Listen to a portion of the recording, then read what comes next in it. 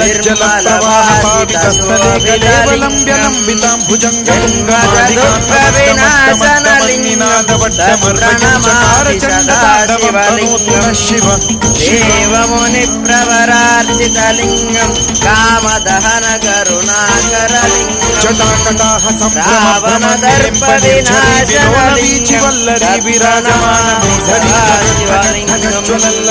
सर्वदुर्गलेपितलिङ्गं बुद्धिविवर्धनकारणलिङ्गं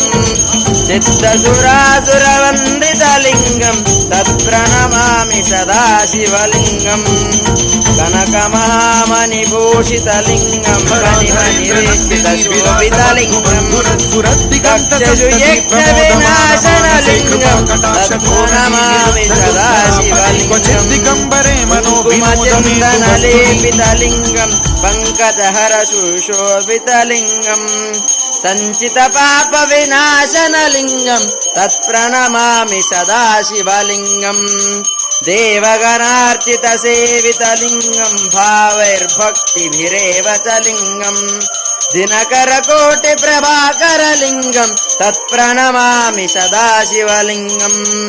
अष्टदलोपिरवेक्षितलिङ्गं सर्वसमुद्भवकारणलिङ्गम्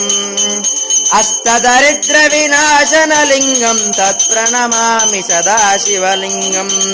सुरगुरुसुरवरपूजितलिङ्गं सुरवनपुष्पसदार्चितलिङ्गं परमपदं परमात्मकलिङ्गं सत्प्रणमामि सदा शिवलिङ्गम्।